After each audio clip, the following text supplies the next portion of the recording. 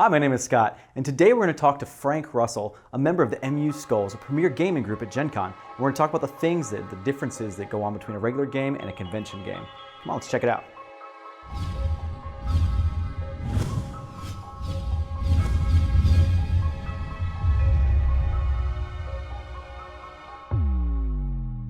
All right, Frank, welcome to the show. How are you doing today? Doing good. Awesome. Thanks for having me. Yeah, anytime. So tell us a little about yourself. A little bit about myself. Well, I imagine the most interesting pieces are going to be the gaming pieces.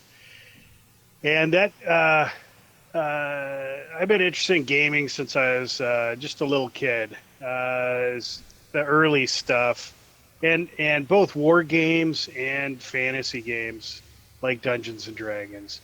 And back in middle school, and then so much so that I worked at a hobby shop when I was in high school, and that's where I got into Call of Cthulhu role playing, first edition Call of Cthulhu. But I had been reading the books for some time, and then after high school, went to college and was playing games all through there. That's when I got more into Warhammer 40K, but always was playing role-playing games, and kind of got into the idea of publishing. And with my friend Clay, he formed Cutting Edge Games, and me and the rest of the group helped him write submitted material and play testing games for him.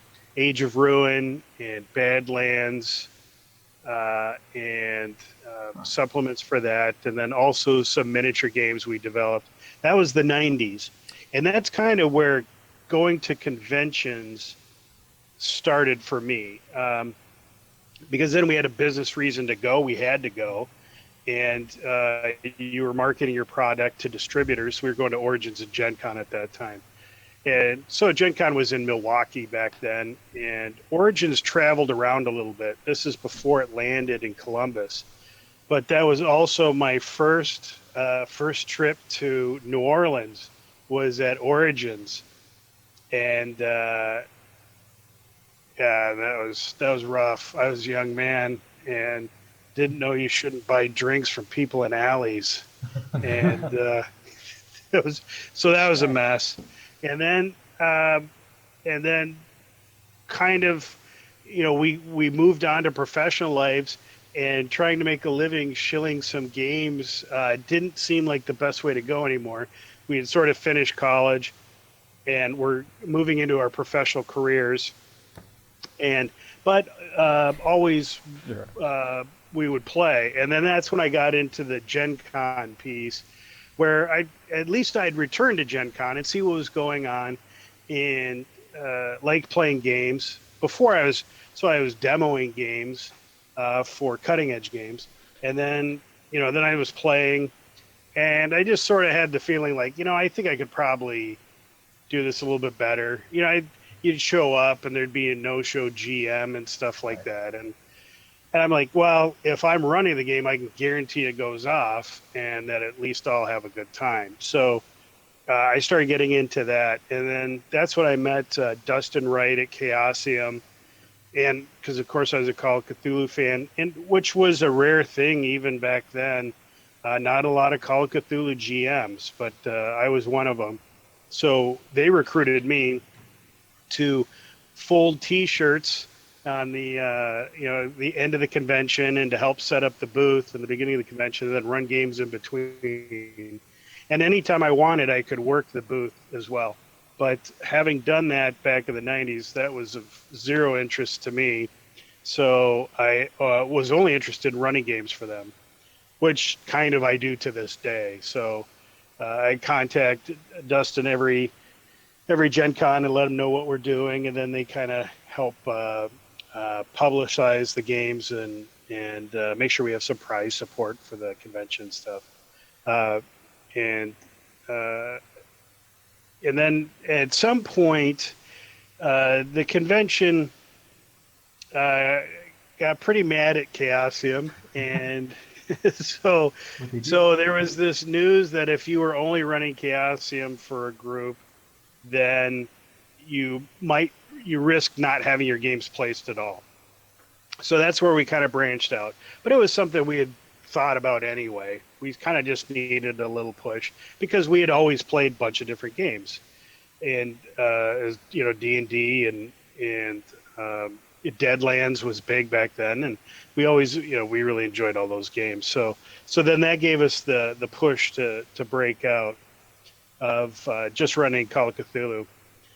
But as you know, that's primarily what we're known for, even all these years later, and all of the sessions of different games that we've run, like Rogue Trader, Dark Heresy, and Space Marine, and Deadlands, and Crusaders of the Holy Lands, and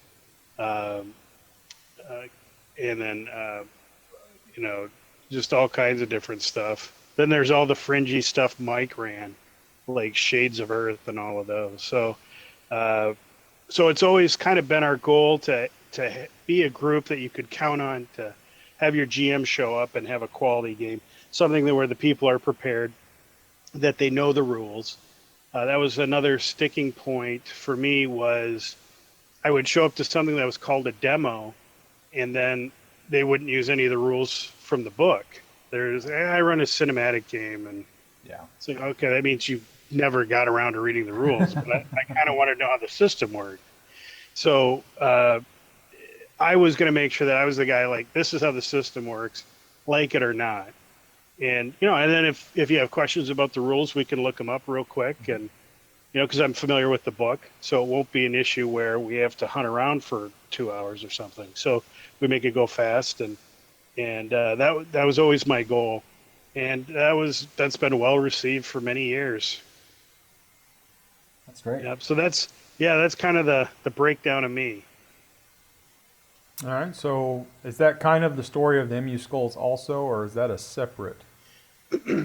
Yeah. So that arose out of the difficulty Chaosium had with Gen Con at one point. Because for a while, Mike and I had exhibitor badges for Chaosium. Oh, okay. And then Chaosium was persona non grata at Gen Con. And then and Dustin had suggested that, we form a group anyway. So that's when we became the MU Skulls. And with MU being possibly Miskatonic University Skulls, we wouldn't want to infringe on anybody's copyright or anything. So we left it a little bit vague. Or it could be Muskegon University. Muskegon is just an hour north of where I live. So could be any number of things. So, that was to form this group and have an identity so people it'd be easier for them to find us. Right. Yeah. So what happened with Chaosium that they got not booted per se, but they had some issues that caused that? I haven't heard that story. Yeah. Oh, well, I don't know how secret the story is, but I think, and so a lot of it's not, it's not really firsthand for me. I don't work for Gen Con, and I don't do the day-to-day finances of Chaosium. But I believe there was a question of money for the booth, and that payments not being, as far as Gen Con was concerned, being received in full. And so it was one of those kinds of things. So it was, the kind of the worst kind of disaster, a financial one. Yeah. And as you know, Charlie's not part of Chaosium anymore. And, that came later, many years later. But his style of running a business was always mysterious to even those closest to him. I think would not disagree too much with that. So that was, we kind of were really had to go about this idea of making a game group at the convention and be totally self-sufficient. Otherwise, Chaosium helped us set up rooms and helped us set up games and stuff. But now we were entirely on our own, and we had to figure out how to do all that ourselves, or myself. And and get going. And it was really kind of just at the beginning, it was just Mike and I for the most part.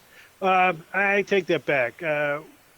Way back when my friend Lisa also ran, and my friend John kind of helped us organize a little bit. And then I ran games and Lisa ran games. And then it was really just the two of us, and then it turned into Mike and I after that. And then Lisa kind of, she's from the West Coast, and making the trip to Gen Con, it was just got more and more of a burden for her. Yeah. So for us, it's a drive. For Mike and I, it's a drive. So then it was us, and then it expanded, pretty slowly from there. I never felt like I needed it to be a really big group. I just wanted it to be a really good group. And I was more concerned about the quality of the games. And I get requests at the convention always about running more games because they're well received and people like them and they want to play. We always sell out. And anybody who's played in a game, the first convention we go to might be tough, but after that, they always come back and they want to play. And they know that we'll be there and the game will be solid. Yeah, and that's the best part of running convention games is having those steady people, and they may not always get into all your games, but they try to. That's the really cool part is you see those people once a year at maybe the one convention that you go to, and then there's Bill. We've seen Bill for the last 3 years. Yeah. He's consistent, and they always bring their friends, which is always cool. Which is why MU Skulls has a waiting list through the Facebook, right? Still doing that this year, just in case list. Yeah. Rob usually sets that up for us. We'll have to do that. And at this point, I don't know. At this point, in many cases, I get DMs and hey, can you add me to the list and stuff? So as well, so they just DM me directly. Nice. Some of those folks, so they'll ask about what games I'm running, what genres. Like lately, it's been Star Wars and The One Ring and Call of Cthulhu, and so they want to know which ones I'm running and what days and the whole thing. So they try and get way ahead of the pack at that point. So you were talking about conventions. What's your prep like for a convention game versus playing at home with your buddies at the table? Yeah, so for me, I'm mostly writing for the convention at this stage. Gen Con or other conventions too. I do Adepticon in late winter, early spring, and this next year I'll be doing GaryCon, and I haven't decided exactly what games I'm going to do there, but I'll run a few, and so that's kind of the primary thing, which is usually done in the dead of winter here, where there's snowbanks as tall as my kids, and then just really kind of get into writing some games. Then the games that I'm running outside of that for the local group, or maybe if it's something ad hoc online, that's where I'm kind of building background for my Gen Con stuff to provide a little more depth. Or if I'm kind of curious sort of how something would work out for the group, I'll run a version of that. Mm-hmm. And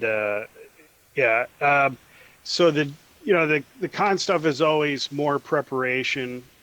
So one thing I do, I try and assemble some image type stuff, especially for the games I'm playing. Star Wars, there's a ton of Star Wars movies now, and assembling some images for that, especially for the folks who haven't watched the movies, 10 times each or something.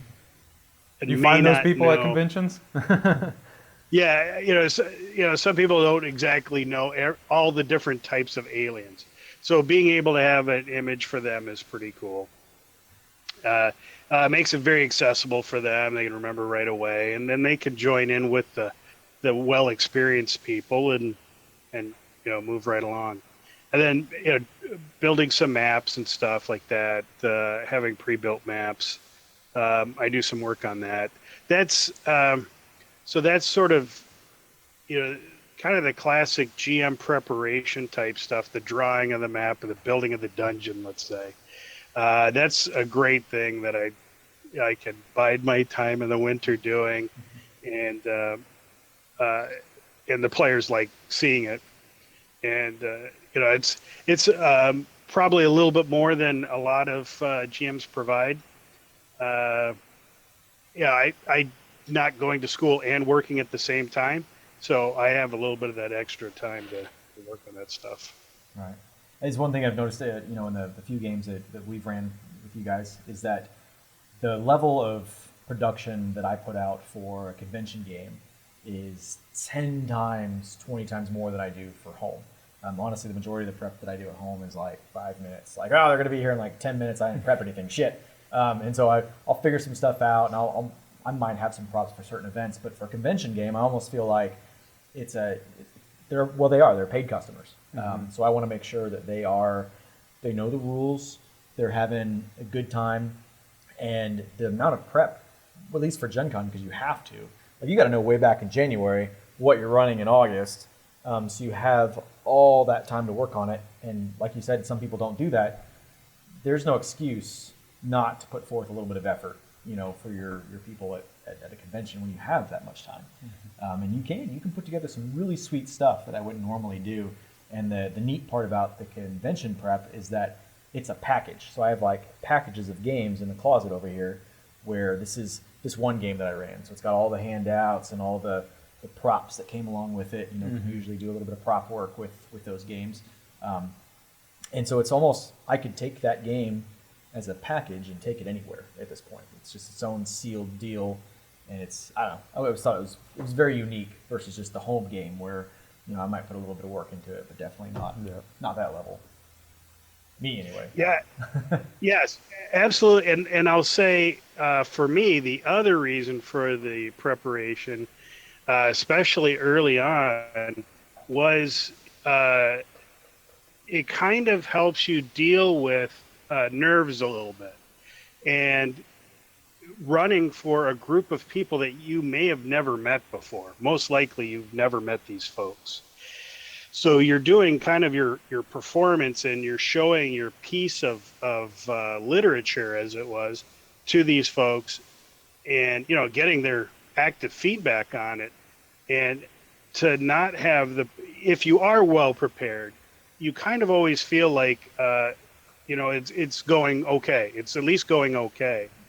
And that you'll at least survive it, because, if they run something kind of into the ground, what the next pieces are to kind of help pick it back up. And they can't ever kill it the whole way. Because sometimes you just get incredibly timid players who like, oh, I don't want to get in a conflict with that goblin. And you're like, what? He's a goblin. You could yell at him. You could at least bargain with him. But so sometimes, so having that additional preparation can help you get through that, I think.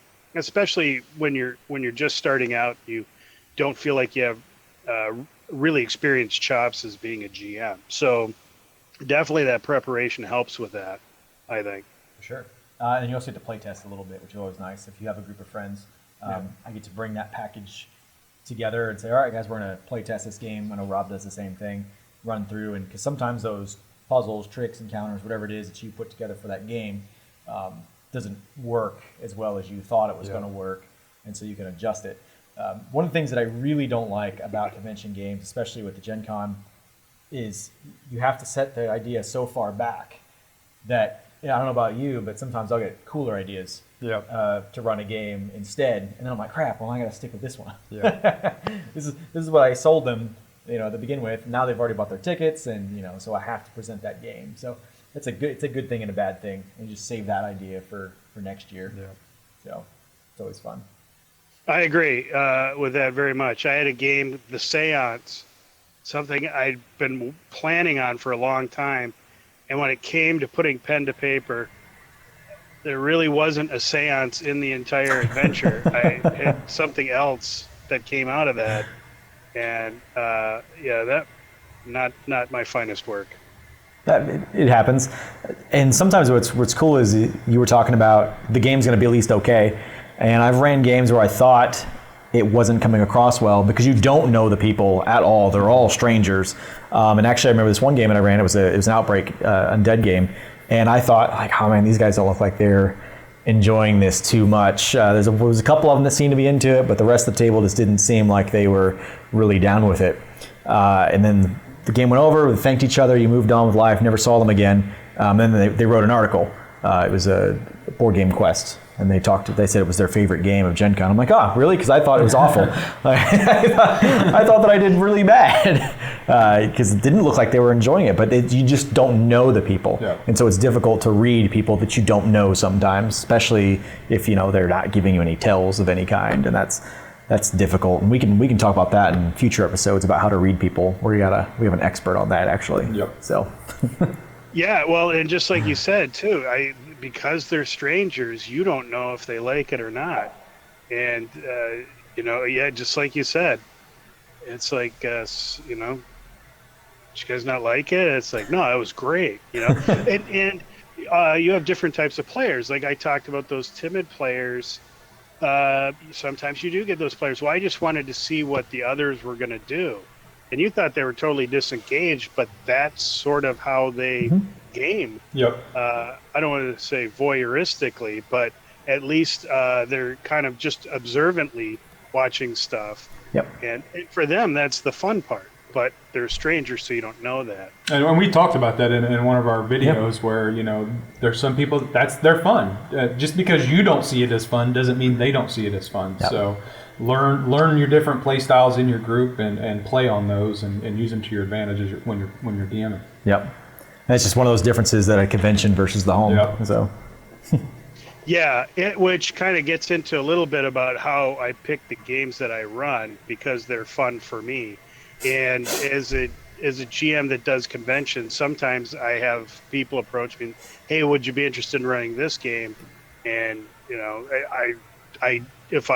I turn those folks down if it's not a game I've run and actually like and stuff. And otherwise, or if I don't really have much experience with it, like Shadowrun, I'm just really barely familiar with it. I kind of like the idea and everything, but I'm really just not familiar. I haven't read any of the fiction, and I would feel like a big fraud if I tried to present some sort of game. And it wouldn't hold up to scrutiny. So it's a cinematic game. It's cinematic, and then possibly it has some pieces from that from the Will Smith movie, the Netflix show, and like that's not really Shadowrun.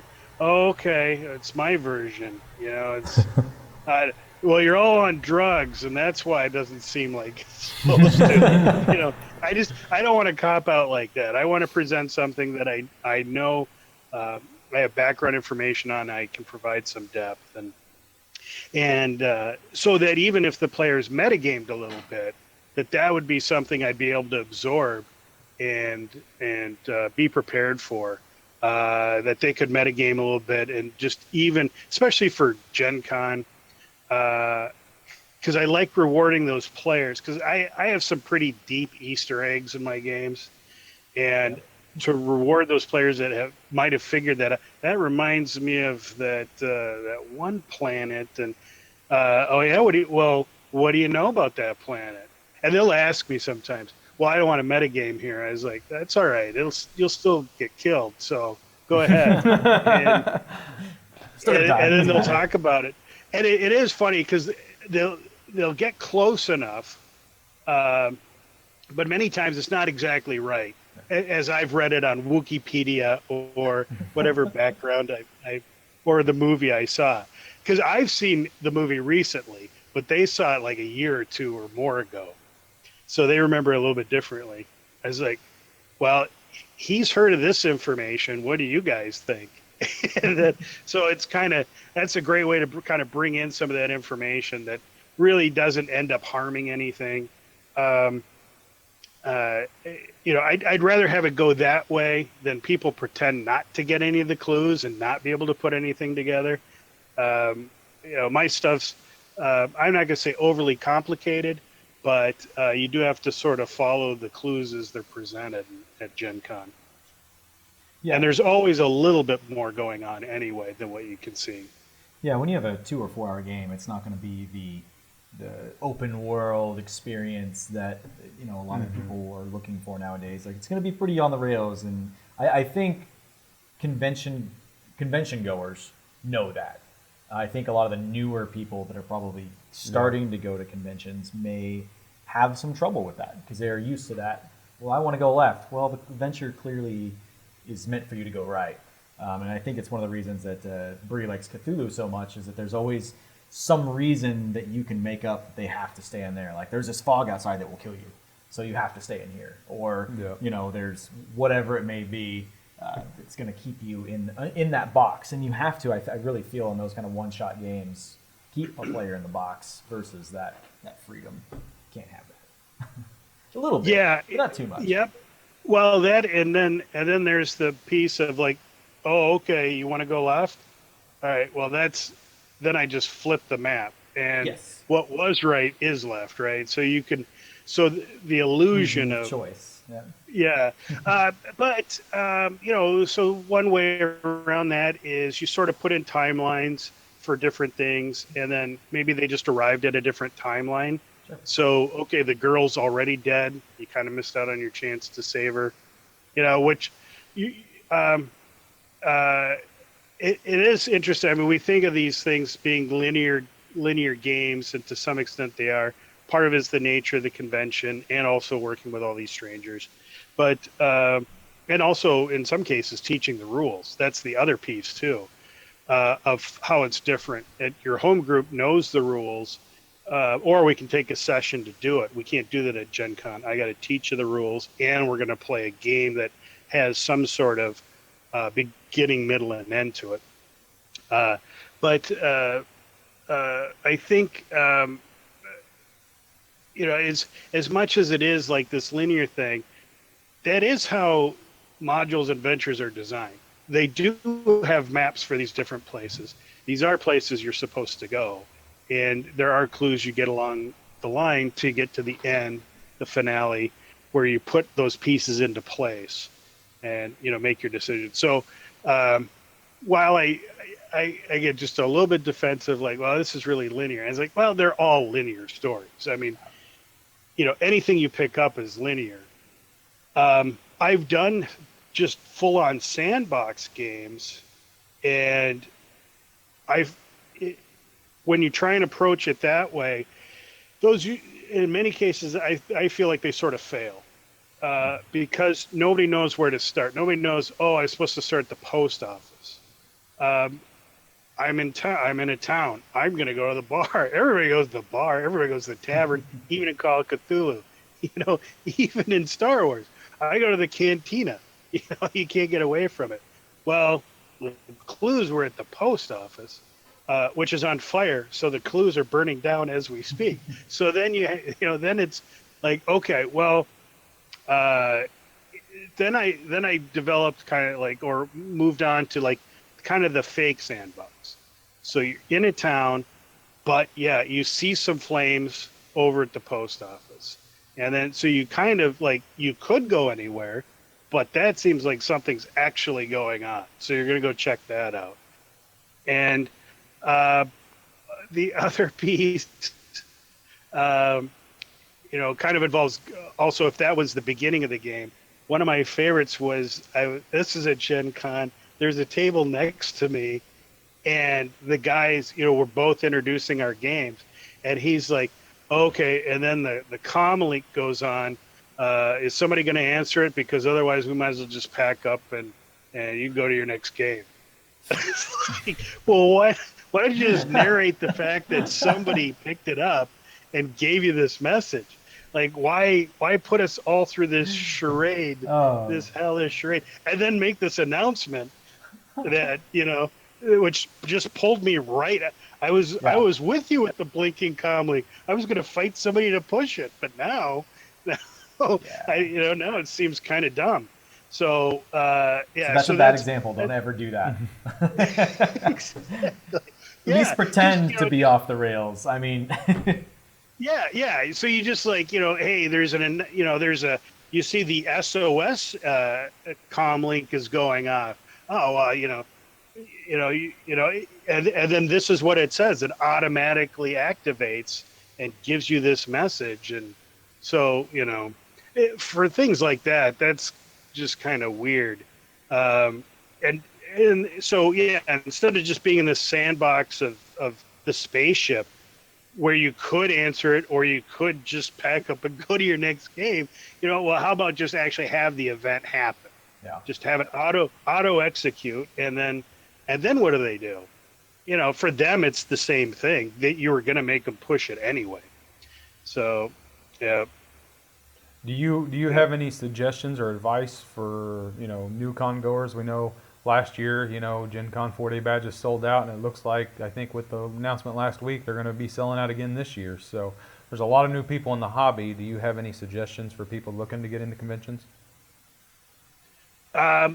Yeah, I would say, well, it's kind of up to you what you would like to do. Like, a lot of people will try games that they, like let's say if they've only ever heard of Call of Cthulhu, go ahead and play a game at a convention.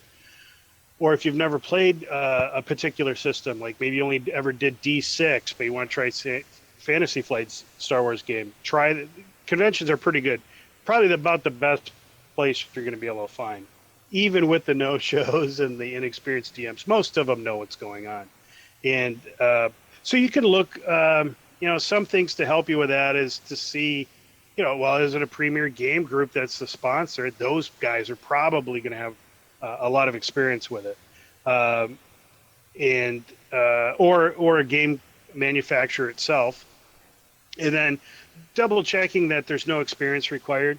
If it says no experience required, and you get any attitude, you just always point to that. Yeah. Hey, no experience required, all materials provided.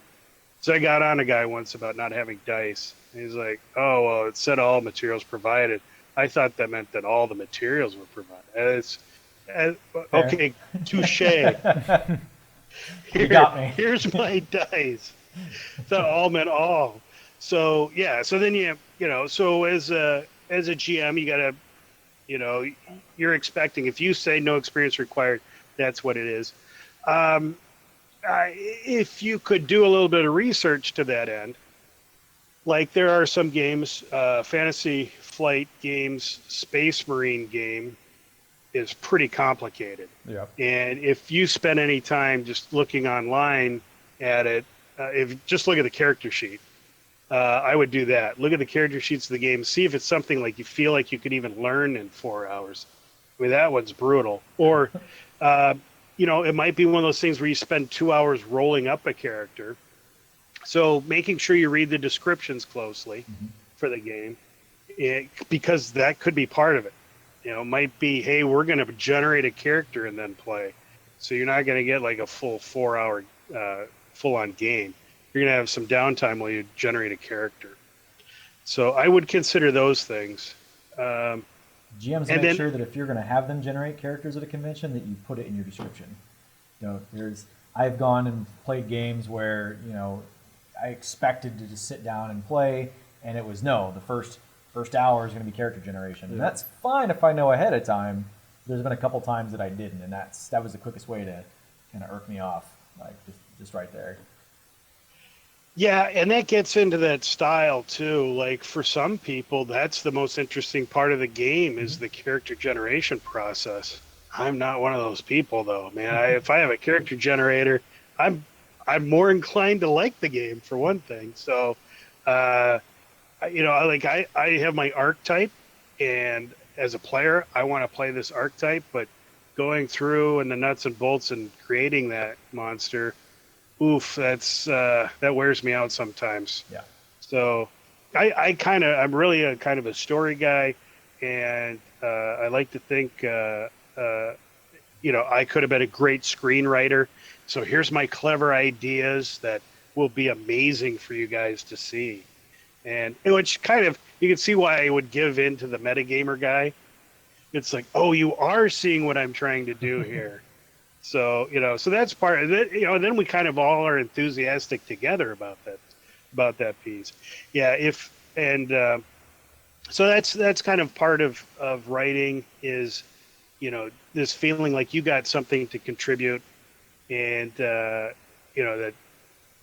your players are going to like and see this new twist on stuff. And yeah, that's partially why I do it. That's 90% of why I do it. So, yeah. Go ahead. Oh, okay. So how many conventions do you think you've done at this point? Just a roundabout guess. Oh boy, I don't know. Way up there. 50? Yeah, I don't know, more. I mean, I've done, I think like the first Gen Con or Origins I went to, I was in my early 20s or 20, 21, 22. I was young enough to buy a fruity drink from a guy in an alley at Origins. So it was pretty young. And then 2 or 3 conventions every year. For a while, before I was married, I was doing Origins and Gen Con every year. And then other local conventions as well. Yeah, so it's a lot of conventions. Do you like the local ones better or some of the bigger ones? Because they're starting to get a little complicated. Some of the bigger ones a little bit more expensive. We've talked to a couple people that starting to lean more on the local ones. Well, yeah, and so local ones can be a big hassle. I mean, we're talking about Gen Con, because Origins, as big as that is, it's nowhere near where Gen Con is at. And so Gen Con can be a hassle. You have your housing, parking, and then just trying to sign up for a game when other people have bots or something to get them all the good stuff. And, and then they no-show too anyway. The local conventions, because of the mainstreaming of nerdom, the local conventions are pretty amazing. Though, it's just, I started Adepticon a few years ago, and that convention just is growing huge too. Like, I had no problem being in the convention center, and then next time I tried to get a room, it wasn't even a chance. It was already booked up, and, kind of like a Gen Con situation. If you're running games, it's easier not having to, especially in March in Chicago, not walking outside, a few blocks, right. Because it could be raining sleet or something, and trying to walk in is a disaster. So even with local can be kind of a hassle. So I don't know if I would even really say I have an opinion which one could be a bigger hassle. Gen Con is certainly more expensive, but of course you're getting a ton of stuff. Right. A dealer's hall you may never get through if you're actually playing games. Selection of movies you may never get a chance to see. Now that they've at Gen Con. Well, unless you count that one thing we went to. I wouldn't call that a movie, and we didn't stay through all of it. There's a lot of alternative media. Yes, that's exactly what it was. And it was good until we sobered up and realized what was going on, and then it was like, no, it's time to go, guys. They said there was going to be alcohol there. Yeah, and there wasn't. So by the time we started sobering up, it was like, I don't want to be here anymore. Yeah, I've been there. Yeah, there was this one weird cartoon that was playing, and I was like, no, we got to stick for this movie. And, I thought it was the Robbie the Robot movie with Leslie Nielsen. Somebody watching this will yell it out right away. It was, anyway, it was not Lost in Space. It was this old Forbidden Planet, I think it was. Oh, okay. I think it was Forbidden Planet. But whatever the movie was, I had the name wrong. Like I probably have it wrong today. And I was like, no, we got to see this. This is going to blow your mind. And it was made in the 50s. And then, so we're watching this really weird cartoon, And my buddy Clay is just getting increasingly more upset. He's like, well, how long? I was like, well, this thing's got to be done. It's just alternative media, even back then. And then it turned out, no, I just had the name wrong. And it was for this Czechoslovakian cartoon was the whole movie. And I was like, well, we got to see how it ends now. We've watched it for 90 minutes. Oh, you're pot committed at that point. Yeah. Yeah, they just all took their heads off and gave it to the other people. We got to see what happens. And he's just like, you can see what happens and tell me later. So, yeah, that's the alternative media. Yeah, and now Lucas Oil Stadium's open at Indianapolis. And, yeah, it's like I can't even imagine getting over there, especially since I have PTSD from the last incident at Lucas Oil Stadium. So, which is how I switched over to my digital only setup. I'm sure you know that story, Scott. No, I'm not sure. I don't think so. Because the only thing I know about the Lucas Oil is like down there is the it's like the anime section. So yeah, and then they have the arcade or whatever. Yeah, there was an arcade there last year. Did something happen or? So I didn't always use just a computer. I built props. Okay. And the props got bigger and bigger. And then when I was running Crusaders of the Holy Lands, I built a castle for 25 millimeter figures out of styrofoam that I could take apart. And then I had all the lead figures from Army of Darkness that I got from a buddy of mine. They're all painted. So I had the Deadite Army, I had the Reds Army, and then I had the Defenders of the Castle and Ash and his car and everything. And those were all lead. That's how old those figures were. And I had them stacked onto the back of this giant 55-gallon roller cart. And then I had some battle mats and stuff for my maps. Because the castle setup was the second half of my game. And then the first half was kind of this introduction to the Deadites piece. So I had this whole thing. And I was going from the Holiday Inn to Union Station. And I was wheeling it across. There's a little street right in front of Lucas Oil. Yeah. Well, this day, Lucas Oil Stadium was opening for the first time to the public. So the street was closed off, and it was filled with people wearing Peyton Manning jerseys because he was with the Colts then. And so I'm wheeling my stuff, and I was running short on time because I'd come from the convention center for another game. And then I ran over and grabbed my car, and if I walked too fast, the whole thing would start going like this back and forth. And then all my lead minis, because it was really top heavy.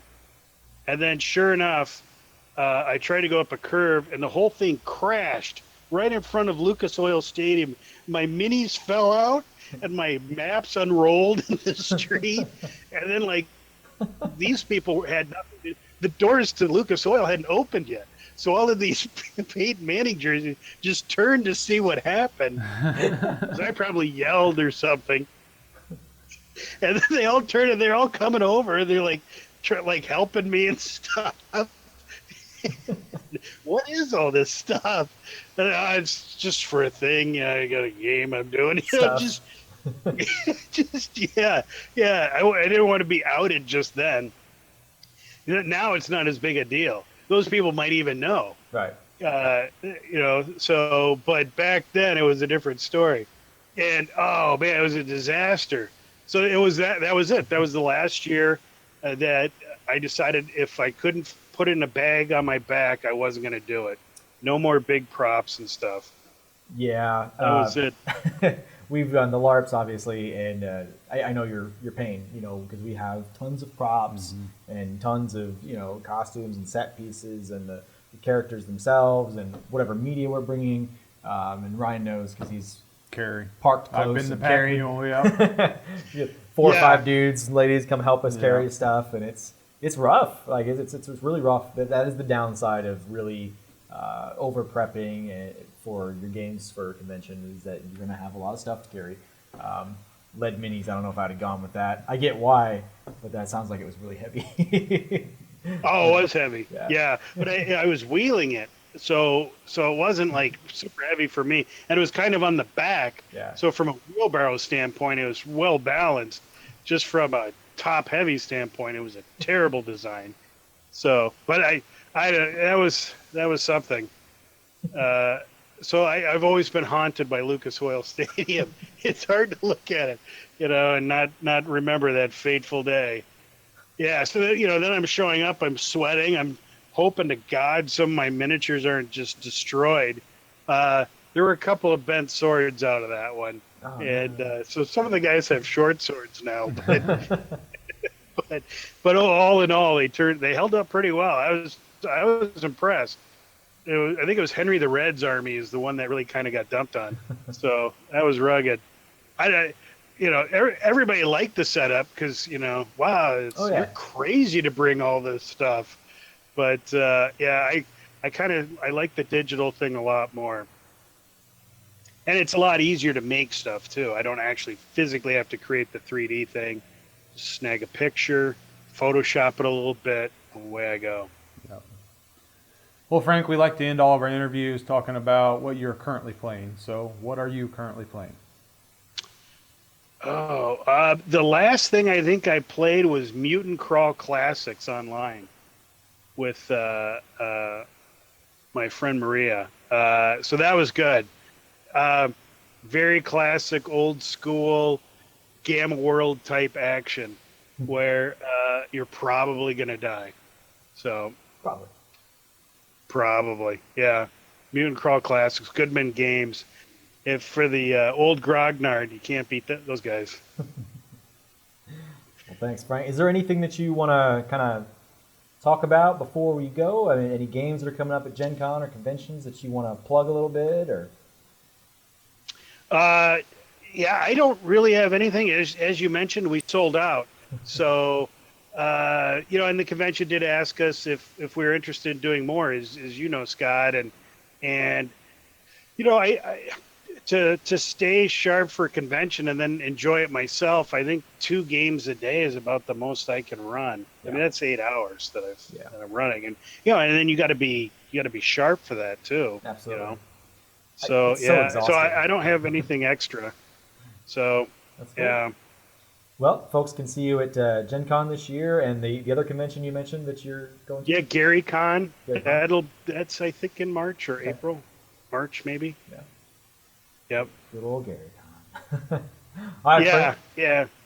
Well, thanks a lot for coming on the show. We loved having you.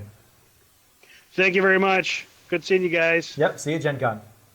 Yep, will do. Bye-bye. Bye, Frank.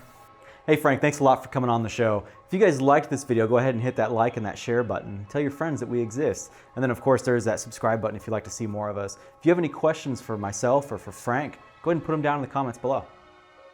We'll see you at Gen Con.